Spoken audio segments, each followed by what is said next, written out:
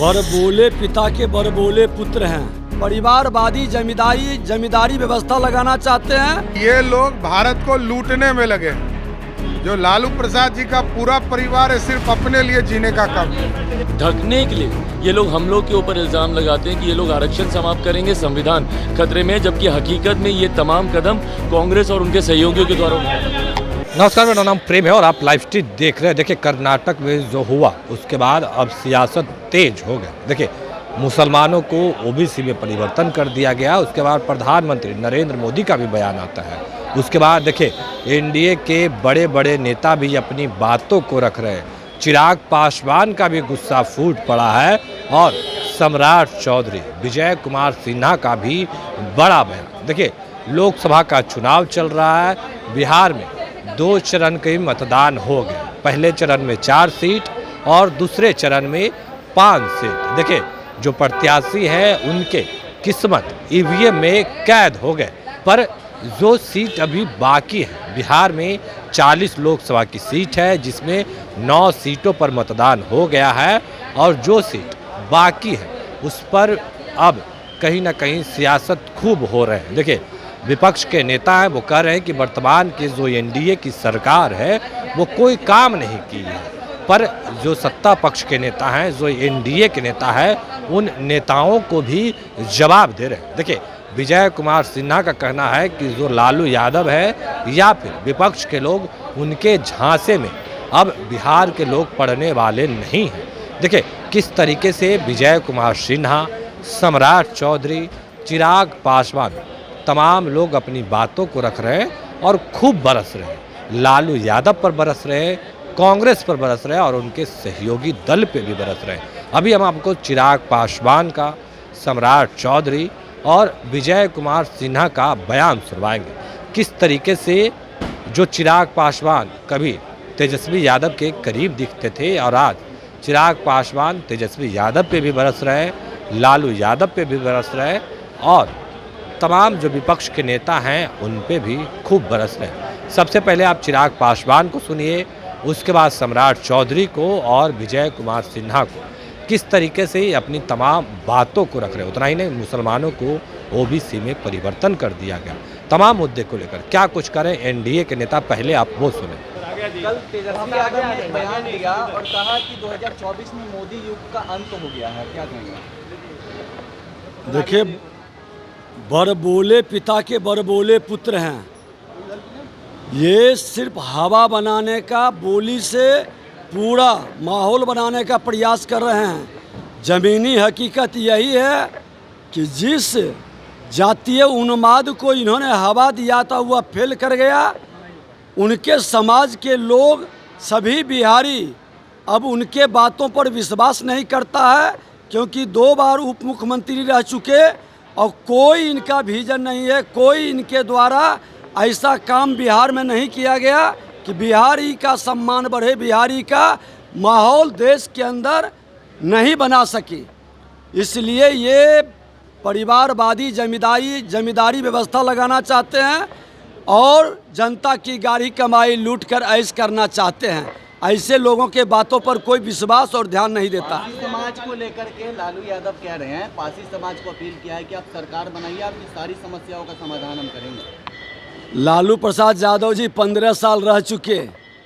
अब चला चली के बेला में वो कितना पुत्र के लिए धृतराष्ट्र बन करके अपने पुत्र के लिए कितना जनता को झूठा आश्वासन देंगे। सच को तो अंतिम समय बोल दें कि बिहार की बर्बादी के लिए, बिहारियों को अपमान के लिए अब उनको क्षमा मांगना चाहिए और पश्चाताप करना चाहिए। बिहार की जनता, ये परिवार जब तक बिहार के राजनीति में रहेगा, बिहारी का सम्मान कतई नहीं बढ़ेगा। तेजस्वी यादव ने कल एक बयान दिया, कहा कि 2024 में मोदी युग का अंत हो गया है। क्या कहेंगे? देखिए, लोकतंत्र है, सबको अपने बोलने का अधिकार है। इनके पिताजी रोज कह रहे हैं संविधान खतरे में है।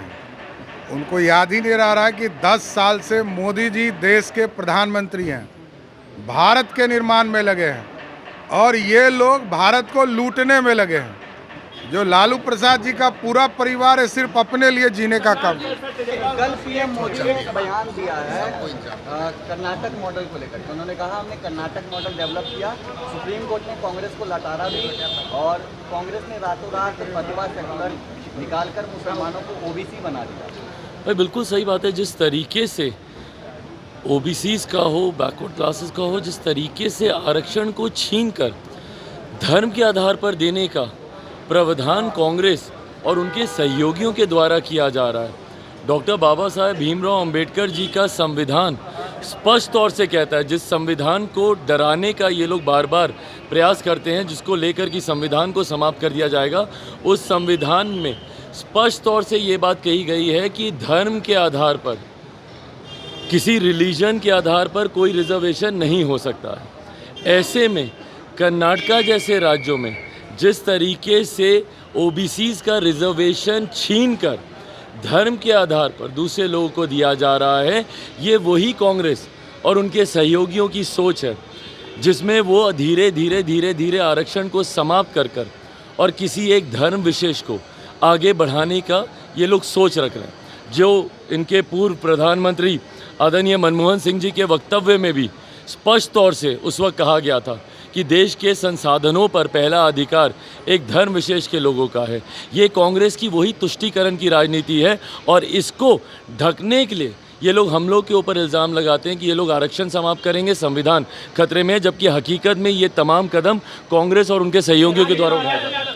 तो अभी आप तमाम नेताओं को सुन रहे थे, किस तरीके से अपनी बातों को रख रहे थे और खूब बरस रहे थे, विपक्ष के नेताओं पे बरस रहे थे। देखिए, एक और जहां कहा जा रहा है कि इस बार एनडीए 400 पार, और वहीं जो इंडिया गठबंधन के नेता हैं, जो विपक्ष के नेता हैं, वो सवाल खड़े कर रहे हैं कि सपना देखना छोड़ दें, क्योंकि जो प्रधानमंत्री हैं वो कुछ नहीं किए। उतना ही नहीं, लालू यादव का कहना है कि संविधान खतरे में है, पर सम्राट चौधरी, विजय कुमार सिन्हा, ये तमाम लोग किस तरीके से अपनी बातों को रख रहे थे, क्या कुछ जवाब दे रहे थे तमाम विपक्ष के नेताओं को, वो आपने सुना। किस तरीके से प्रधानमंत्री नरेंद्र मोदी के समर्थन में खड़े हो गए चिराग पासवान, और खूब सुनाया है विपक्ष के नेताओं को, जो विपक्ष के नेता हैं, जो सवाल खड़े कर रहे हैं, उन पे बरस रहे हैं। तमाम बयान भी हमने आपको सुनवाया है। देखिए, अब एक और जहां एनडीए गठबंधन के लोग हैं, वहीं दूसरी ओर इंडिया गठबंधन के लोग हैं। सवाल और जवाब खूब हो रहे हैं, क्योंकि बिहार में 40 लोकसभा की सीट है, पर पिछली बार एनडीए के लोगों ने 39 सीट जीते थे और 1 सीट कांग्रेस पार्टी जीत दर्ज की थी।